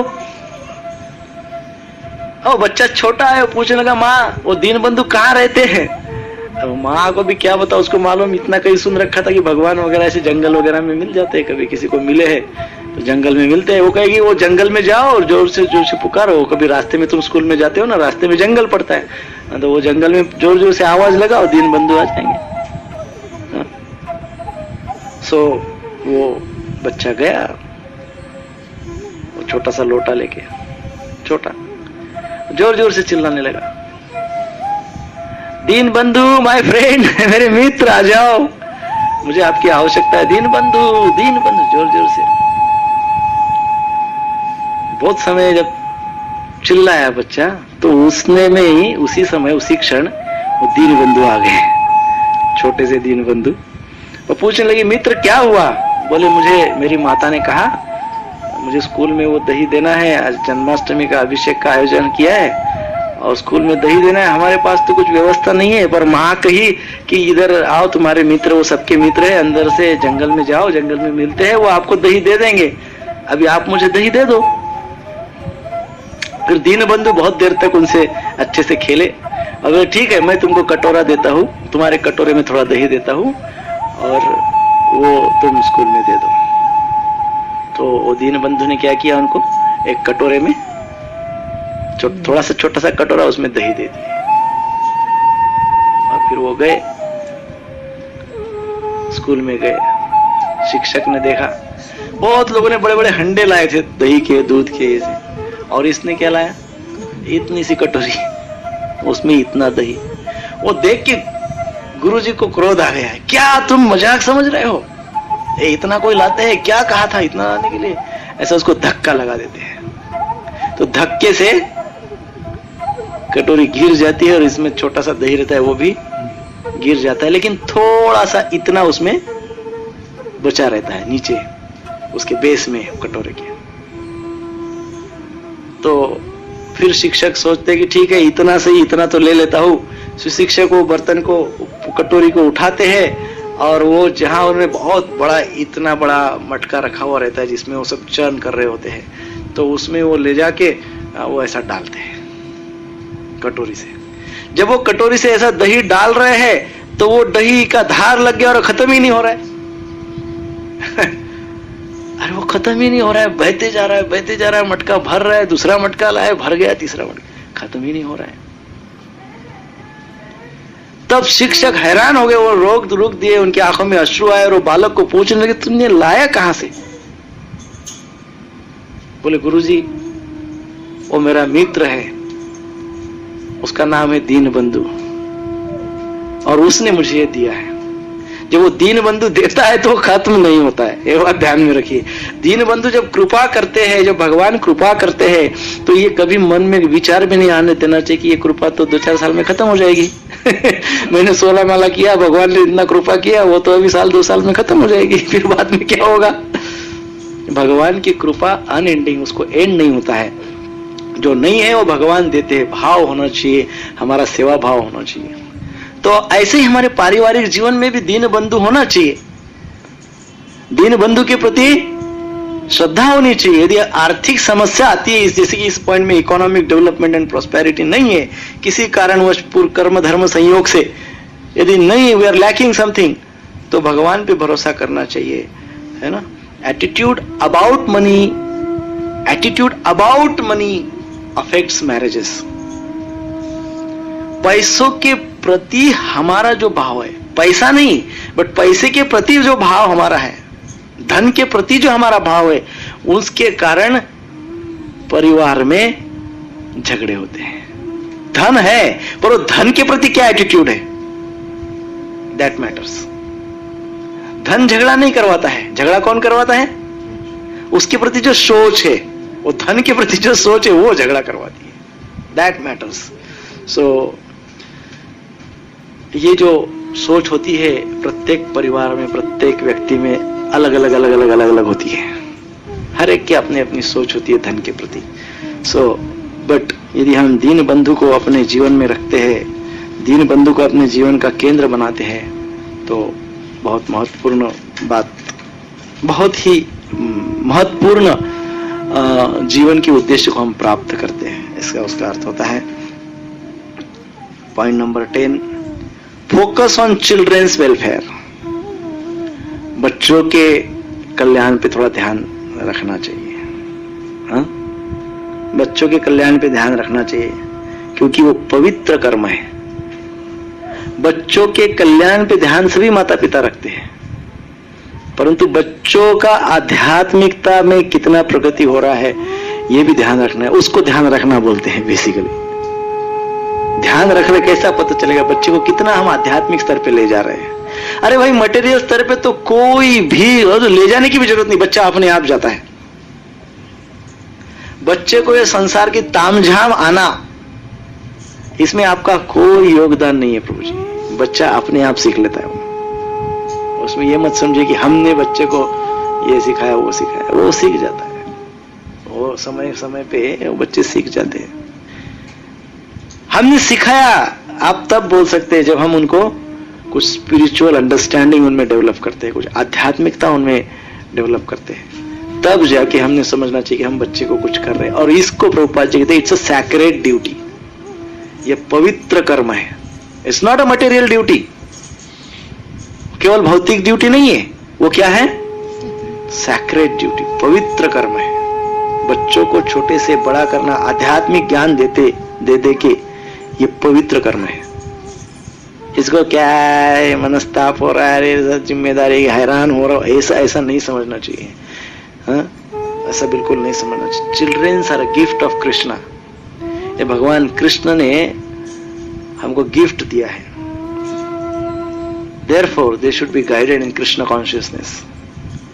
इसलिए कृष्ण का गिफ्ट है, उनको कृष्ण के प्रति कुछ समझाइए, बताइए, कृष्ण कॉन्शियसनेस में लाइए।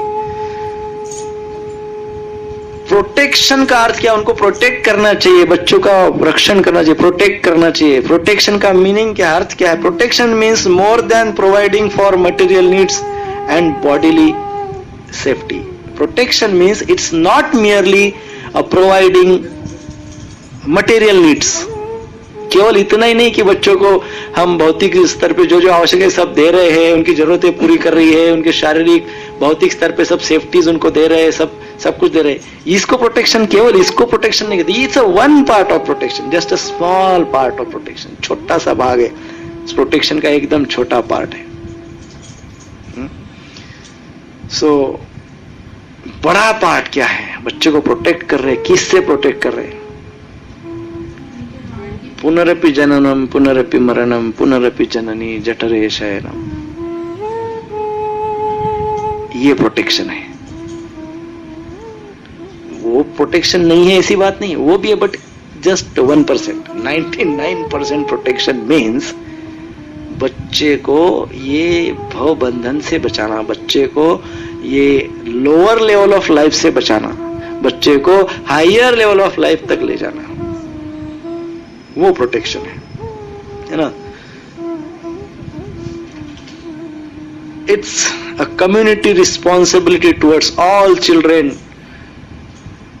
To not only their offspring. केवल अपने ही बच्चों को इस तरह से शिक्षा देना ये भी ठीक नहीं है, कम्युनिटी पूरे समाज के बच्चों को इस प्रकार से शिक्षा देना ये हमारा कर्तव्य है। अर्थात समाज के लिए ऐसा कुछ क्रिएट करना जहां पे बच्चे आध्यात्मिकता की ओर बढ़े, वो आवश्यक है।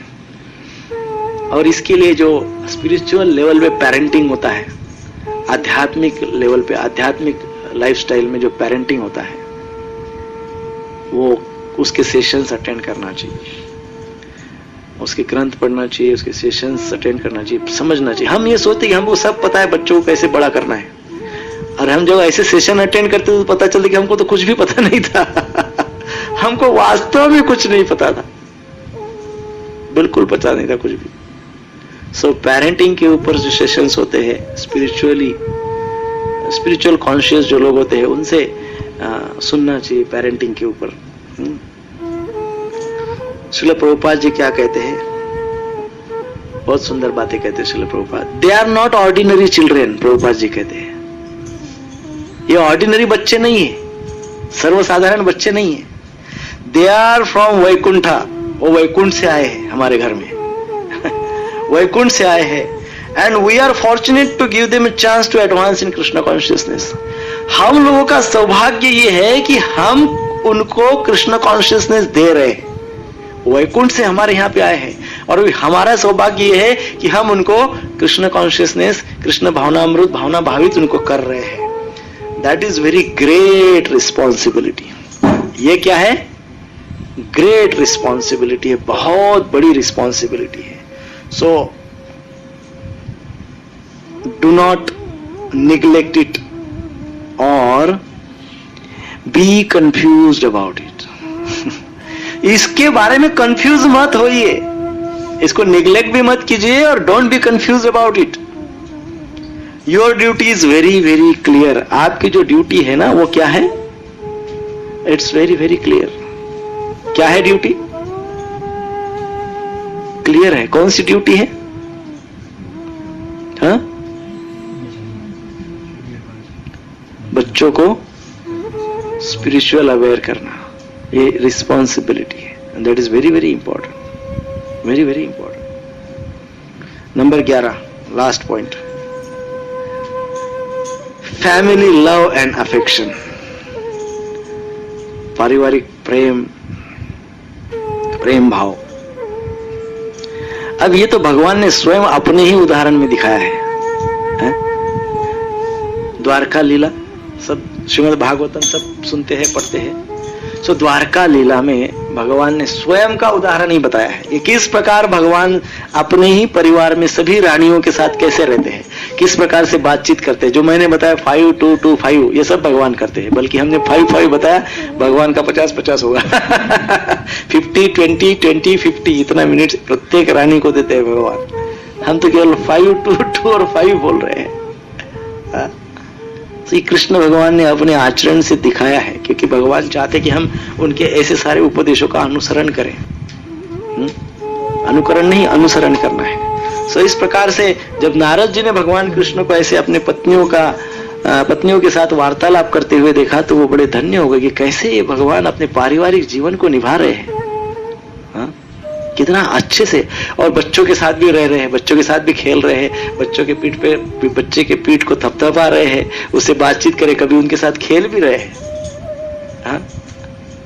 सो ये भगवान श्री कृष्ण का जो उपदेश है उसको बहुत ध्यान से हमने सुनना चाहिए, और परिवार में एक महत्वपूर्ण मुद्दा एक और आता है, बच्चे और बड़े, पति पत्नी, बच्चे और बड़े। सो बच्चों का ध्यान रखना चाहिए, उनके साथ खेलना चाहिए और बड़ों का रिस्पेक्ट करना चाहिए। बड़ों का, परिवार में जितने भी बड़े हैं सबका बहुत आदर करना चाहिए। परिवार में सभी से प्रेममय संबंध रखना चाहिए, एक दीवार खड़ी नहीं करनी चाहिए, स्टोन वॉलिंग नहीं होना चाहिए, है ना। प्रिंसिपल 12, 12वां principle, last, regulated, balanced and exemplary lifestyle. Regulated, नियमित जीवन, जीवन में नियमितता होनी चाहिए। बैलेंस लाइफ, किस किस को चाहिए बैलेंस लाइफ? सबको चाहिए बैलेंस, इम्बैलेंस किसी को नहीं चाहिए। बैलेंस बिगड़ गया तो लाइफ खतरनाक खराब हो जाता है, नहीं, इम्बैलेंस नहीं चाहिए, बैलेंस्ड चाहिए। So regulated, balanced and exemplary, विशेष, कर्तृत्ववान लाइफस्टाइल सबको चाहिए। सो इसका सभी का एक शब्द में अर्थ होता है। यदि हमको रेगुलेटेड, बैलेंस्ड और एग्जेम्पलरी लाइफस्टाइल चाहिए,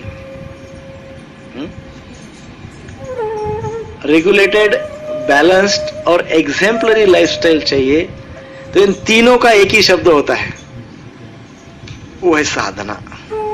दैट्स इट। यदि साधना नहीं है तो ये तीनों नहीं हो सकते, तीनों नहीं हो सकते। कभी हमारे जीवन में हम नियमित नहीं होंगे, ऐसे ही कभी भी खाएंगे, कभी भी उठेंगे, कभी भी सोएंगे, कुछ भी करेंगे, लाइक एनिमलिस्टिक बिहेवियर। सो यदि साधना नहीं है तो रेगुलरिटी नहीं आएगी, रेगुलरिटी नहीं है तो बैलेंस कहां से होगा? तो बैलेंस नहीं है, रेगुलरिटी नहीं है तो एग्जेम्पलरी कहां से होगा, राइट? सो ये महत्वपूर्ण बात है। रीड, लिसन एंड एसोसिएट, सुनिए, सुनाइए और संग कीजिए। महत्वपूर्ण है कि गृहस्थ के जीवन में थोड़ा बहुत एंटरटेनमेंट भी होना चाहिए, रिक्रिएशनल, है ना, एंटरटेनमेंट होना, मनोरंजन भी होना चाहिए, थोड़ा सोशल लाइफ भी होना चाहिए। ये गृहस्थ के जीवन में बहुत महत्वपूर्ण फैक्टर्स है। तो ये तभी हो पाएगा जब हम बैलेंस्ड रहेंगे, और बैलेंस रहने के लिए रेगुलेटेड होना चाहिए, स्टेबल होना चाहिए, मेंटल स्टेबिलिटी होनी चाहिए। मेंटल स्टेबिलिटी आने के लिए रेगुलेशन आवश्यक है। अब हमको आपको फिर से एक उदाहरण देना है जो हमने कई साल पहले दिया था, यदि आपको याद हो तो। मन की 3 अवस्था है, कोनिकल फ्लास्क के जैसा। कोनिकल फ्लास्क समझते हैं ना, अपन तेल भरते हैं डब्बे में, तेल, तो एक डब्बे में से दूसरे डब्बे में तेल डालने के लिए क्या करते हैं? फनेल लगाते हैं ना, फनेल, फनेल बोलते हैं उसको, या कोनिकल फ्लास्क कुछ भी, ऐसे फनेल लगाते हैं, वो डालते फिर उसमें डालते, तेल गिरता नहीं है। हाँ, कुप्पी, कुप्पी, हिंदी में कुप्पी बोलते हैं उसको। कुप्पी, आप देखिए वो कुप्पी को या फनेल को या कोनिकल फ्लास्क को, उसको ऐसा आड़ा रखिए, ऐसे आड़ा, है ना, आड़ा समझ गए ना, आड़ा, और उसको टिस्की मारिए, वो क्या करें? आगे जाएगा, पीछे आएगा, आगे जाएगा, पीछे, थोड़ी देर आगे लंबा जाएगा, फिर वो एक डिस्टेंस जाने के बाद आगे पीछे, आगे पीछे, ऐसा करेगा, बराबर है ना। एक कोई छोटी सी बात लग गई है किसी एक को, दोनों में से एक बात की टिचकी लग गई है, अभी पूरा लाइफ वो बात के इर्द गिर्द घूम रहा है, वही बात आगे, वही बात पीछे, वही बात आगे, वही बात पीछे, वही। हमारा पूरा जीवन का आधार वो बात हो गई है जिसकी टिचकी हमको लग गई है। किसी ने कुछ बोल दिया, मानो वो बोल के चला गया, 10 साल से उसका कोई कनेक्शन भी नहीं है, परंतु क्या हो रहा है? उसने टिचकी का काम किया है, वो हमको आगे पीछे पीछे दौड़ा रही है। लाइफस्टाइल वैसे ही हो गया, पूरा जीवन उसके आधार, उसके इर्द गिर्द घूम रहा है, घर जाओ बाहर जाओ सब हमेशा। तो दूसरा है वो कोनिकल फ्लास्क को, कुप्पी को ऐसे खड़े रखिए, तो खड़े, ऐसे खड़े रखिए, रख सकते, गिर जाएगा तब जैसे। खड़ा रखना है तो क्या करना पड़ेगा? सहारा लगाना पड़ेगा कुछ साइड में। कुछ आधार लगाना पड़ेगा। आधार लगाया तो बिल्कुल पक्का खड़ा हो जाएगा। ऐसे कभी कभी हमारे जीवन में हमको हमेशा एक बात चाहिए रहती, क्या नहीं वैसे होगा ना तो 16 माला जप करूंगा, वो नहीं ऐसे उस दिन वैसे हुआ था ना तो इसलिए वैसा वो जप वगैरह वो सब नहीं किया। ऐसे होगा ना तब मैं मंदिर जाऊंगा, वैसे होगा ना तब मैं श्रवण करूंगा, ऐसा काम होगा ना तब मैं ऐसा वैसा, तो मतलब हमारा जीवन जो है ना दूसरे बाहर के फैक्टर पे निर्भर हो गया। वो कुप्पी खड़ी है, कभी भदक जैसे गिर जाती है, यदि उस दूसरा कोई सपोर्ट लगाएगा तो खड़ा रहूंगा, अगर दूसरा कोई सपोर्ट मिलेगा फलानी बातों का तो मंदिर में जाऊंगा, जप करूंगा, ये करूंगा, वो करूंगा। सपोर्ट नहीं मिलेगा तो धबाक जैसे गिर जाऊंगा। एक्सटर्नल फैक्टर, उसके ऊपर हमारा पूरा जीवन डिपेंड हो गया। और बाहर की जितने भी बातें हैं, ये सारे जो फैक्टर है एक्सटर्नल, ये कैसे हैं? अनरिलायबल। इसलिए मेरा भी जीवन कैसा हो गया? अनरिलायबल। क्योंकि मैं डिपेंड किसके ऊपर हूं? जो विश्वसनीय नहीं है, जिसका कोई भरोसा नहीं, कभी है तो कभी नहीं है। मैं उसके ऊपर यदि डिपेंड हूं तो मेरा भी जीवन कैसा हो गया? ऐसे अनिश्चित हो गया ना, अनसर्टन हो गया, क्योंकि मैं डिपेंड उसके ऊपर हूं। मुझे सपोर्ट चाहिए तभी मैं कुछ करूंगा, सपोर्ट नहीं मिलेगा, ये बात नहीं होगी, वो बात नहीं होगी, तो कुछ नहीं करूंगा। और तीसरा महत्वपूर्ण विषय है, वो जो कुप्पी है उसको उल्टा डालिए, ऐसे रखिए कुप्पी को, उसका नीचे का पार्ट ऊपर कीजिए, ऊपर का पार्ट नीचे कीजिए, रख दीजिए जमीन पे, और उसको टिचकी मारिए, क्या होगा? थोड़ी ऐसी हिलेगी, फिर मान लो किसी ने आगे गाली दे दिया किसी ने आगे कुछ बोल दिया, किसी ने भला बुरा कह दिया, थोड़ा लगा, लेकिन पक्के खड़े हैं, फुल सपोर्ट है, एकदम पूरे सपोर्ट, पूरा आधार पक्का है एकदम है? और कोई विषय के इर्द गिर्द जाने की आवश्यकता नहीं, क्योंकि अपने ही बनाए हुए आधार पे मजबूती से खड़ी हुई है ना। और ये कुप्पी के 3 पॉइंट होते हैं, ट्रायंगल होता है ना वैसे, एक ऊपर का पॉइंट, 2 नीचे के पॉइंट, वो है पारिवारिक जीवन, कृष्ण कॉन्शियस पारिवारिक जीवन। जो 2 नीचे के पॉइंट है वो पति पत्नी है, और वो ऊपर का पॉइंट वो कृष्ण है। हा? ये पति पत्नी ऊपर देख रहे हैं, वहां से कृपा आ रही है, इनके जीवन में उनका मूल्य बिल्कुल निश्चित है और नित्य है। भगवान कृष्ण नित्य है जीवन में और बहुत ही मूल्यवान है जीवन के लिए। इस प्रकार से जो ट्रायंगल बनता है, ये ट्रायंगल पे आधारित यदि हम वैवाहिक पारिवारिक जीवन यापन करते हैं तो जीवन शांतमय और आनंदमय होगा। सो उल्टी कुप्पी ध्यान में रखिए, इसमें 3 लोग हैं, कौन से? पति पत्नी और कृष्ण, ये बात ध्यान में रखिए। और पति पत्नी का आधार क्या है? पति पत्नी आधार है, नीचे का पॉइंट बताया गया ना उनको, तो उनके बीच में क्या है? केयरिंग है, केयरिंग, रिस्पेक्ट, एप्रिसिएशन, ये 3 चीजों का आधार स्तंभ है, इसलिए दोनों बाउंड है। ये 3 रहेंगे तो कोऑपरेशन बिल्कुल रहेगा। केयरिंग मतलब ही कोऑपरेशन। ऐसा ये कितना फीट है प्रभु जी? ये वॉल टू वॉल अंतर, ये वॉल टू ये वॉल 10 फीट है, 10 फीट, 10 समझ लीजिए, ये 10 फीट है। और 2 व्यक्ति बहुत भूखे हैं, मतलब 4 दिन से कुछ नहीं खाए, बहुत भूख लगी है, बहुत भूखे हैं। और हमारे प्रभु जी ने क्या किया, यहाँ पे बहुत सुंदर पंच पकवान की एक थाली रखी, और यहाँ पे पंच पकवान की एक थाली रखी, और दोनों व्यक्ति के बीच में रस्से से दोनों को बांध दिया। रस्सा कितना है? 5 फीट। कितना है? 5 फीट रस्से से, मतलब यहां तक इतना रस्सा, यहां दोनों को बांध दिया, और उधर भी पंच पकवान और इधर भी पंच पकवान। ये 4 दिन से भूखे हैं, अभी क्या करेंगे? मुझे चाहिए, मुझे, वो उधर खींचेगा, वो इधर खींचेगा, वो इधर खींचेगा, दोनों एक दूसरे को जोर जोर से खींचेंगे कि दोनों भूखे हैं। आपको समझ में आया ना मैं क्या मतलब पिक्चराइज कर पा रहे हैं ना आप?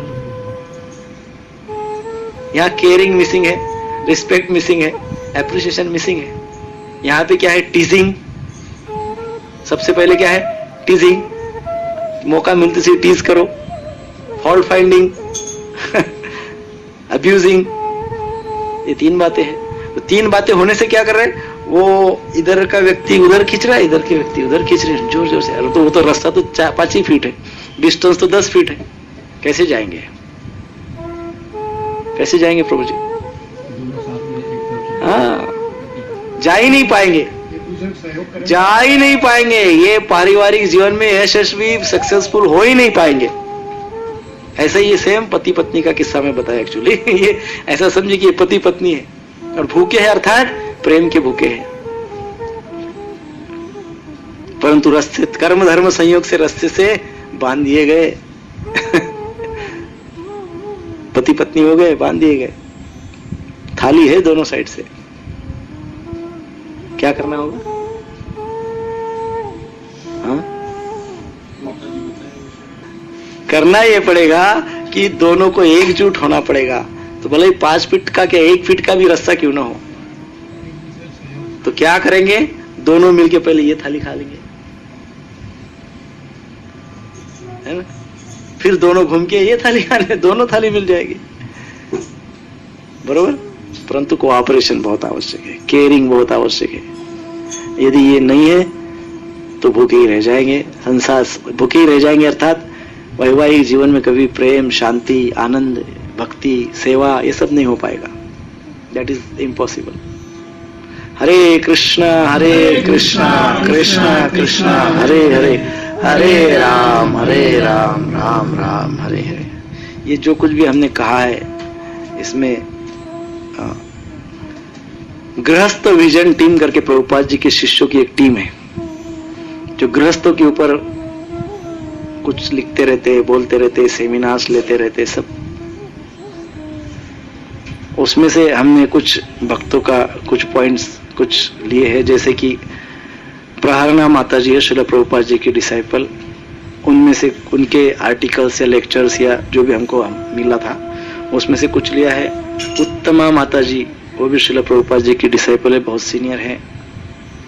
मैत्रिणी माता जी, वो भी श्रील प्रभुपाद जी की डिसाइपल है, बहुत सीनियर है। ये सब गृहस्थ लोग हैं, बट श्रील प्रभुपाद जी के शिष्य हैं। Tariq Salim Ziyad, very educated doctorate person, very educated. वो कम 22 साल से हरे कृष्ण आंदोलन में है और फाउंडिंग मेंबर ऑफ क्लीवलैंड नाम हट, क्लीवलैंड का जो नाम हट है इस्कॉन सेंटर, उसके वो फाउंडिंग मेंबर है। और वो कृष्ण नंदिनी माता जी के पति है। कृष्ण नंदिनी माता जी प्रभुपाद डिसाइपल है, श्रील प्रभुपाद जी के शिष्य है। और ये जो तारिक सलीम जिहाद प्रभु है, he is certified family life educator. America में बहुत मानी हुआ नाम है और वो सर्टिफाइड है, is a certified family life educator. So उनके कुछ पॉइंट्स हमने इसमें इंक्लूड किए हैं। अर्चना सिद्धि माता जी श्रील प्रभुपाद जी के शिष्य है। पार्थ प्रभु श्रील प्रभुपाद जी के शिष्य है। श्रीदेवी माता जी, ये माता जी डॉक्टर है। चंद्रमौली महाराज, हिज होलिनेस चंद्रमौली महाराज के डिसाइपल है। और कृष्ण नंदिनी माता जी, जिनका भी हमने चर्चा की है, वो भी उनके भी कुछ आर्टिकल्स है जिसके ऊपर उनका अनुभव उन्होंने शेयर किया है फैमिली लाइफ के विषय में। वो श्रील प्रभुपाद डिसाइपल है और वो तारिक सलीम जियाद प्रभु की वाइफ है। सो उन्होंने कई महत्वपूर्ण मुद्दे लिखे थे, उसमें से कुछ पॉइंट हमने लिए हैं। और कर्णामृत प्रभु जो श्रील प्रभुपाद जी के शिष्य हैं। सो ये जो भी कुछ हमने आपको बताया है, इसको एकदम हल्के से मत लीजिए, इट्स वेरी वेरी इंपॉर्टेंट। ये बहुत ही विद्वान लोगों ने अनुभव से और शास्त्र पे आधारित, विशेष बात है, शास्त्र पे आधारित ये बातें कही है। और क्योंकि इतने बड़े बड़े भक्तों ने ये बातें कही है, इसलिए हम भी थोड़ा सा इस बात पे पर्टिकुलर होना चाहते हैं, स्ट्रिक्ट होना चाहते हैं। इसलिए नेक्स्ट रविवार को आप सबसे निवेदन है कि कम से कम 7 लाइन का एक ऐसे, एक निबंध, इसके ऊपर सब लिख के लाएंगे एक सिंगल पेज पे। मिनिमम 7 लाइन, मैक्सिमम कितने भी लिख सकते हैं। मिनिमम 7 लाइन्स आपको लिख के लाना है, जो भी इस सेमिनार में आपने सीखा है, समझा है। जो भी आपको ज़्यादा अच्छा समझा है, कम अच्छा समझा है, जो भी है आपको लिखना है। मिनिमम 7 लाइन्स, मिनिमम, मैक्सिमम 700 भी लिख सकते हैं नो प्रॉब्लम। नेक्स्ट रविवार को कंपल्सरी। और उसमें एक नोट लास्ट में आपको लिखना है कि इतने दिन से ये चल रहा है, लगभग 1.5 महीना हो गया, और अभी और 1-8 दिन मिलेंगे, समझो मतलब 2 ही महीना लगभग हो गया, समझिए। इसमें से कौन से पॉइंट्स को आपने अप्लाई करना शुरू किया है? जब तक ये मेरे पास आएगा नहीं, तब तक भगवत गीता का क्लास शुरू नहीं होगा।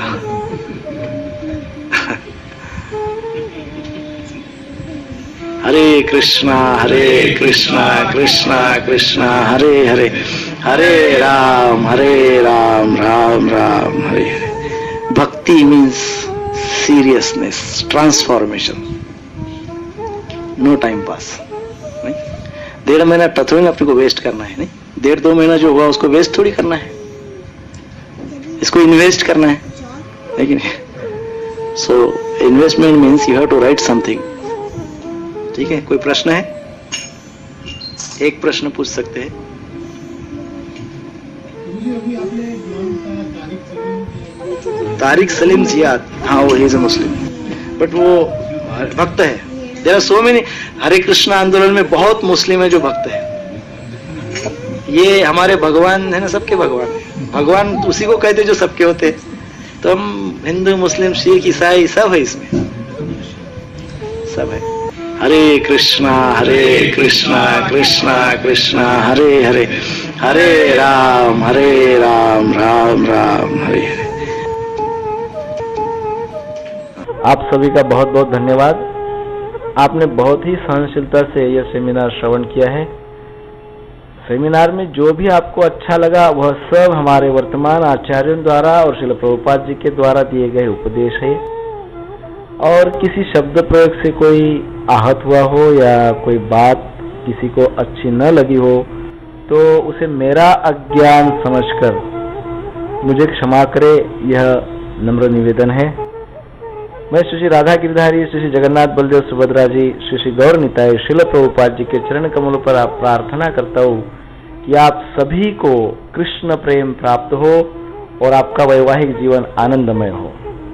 हरे कृष्णा कृष्णा कृष्णा हरे हरे, हरे राम राम राम हरे हरे। हरे कृष्णा कृष्णा कृष्णा हरे हरे, हरे राम राम राम हरे हरे। हम सब प्राणवय प्रभु जी के बहुत आभारी है कि उन्होंने एकदम सरलता से हैप्पी मैरिड लाइफ इस विषय पर शास्त्रोक्त उपदेश बताए। हम निश्चित ही इन सभी उपदेशों का आचरण करने का भरपूर प्रयास करेंगे। हम प्रभु जी से प्रार्थना करते हैं कि ऐसे सेमिनार बार बार होते रहे ताकि हमारा अपने प्रयासों में उत्साह बना रहे। हम प्रभु जी को धन्यवाद देते हुए हरे कृष्ण महामंत्र का उच्चारण करेंगे। हरे कृष्णा कृष्णा कृष्णा हरे हरे, हरे राम राम राम हरे हरे।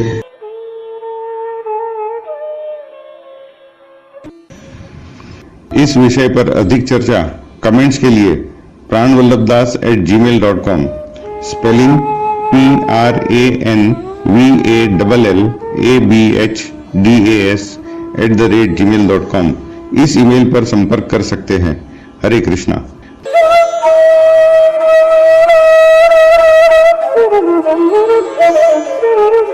Thank you.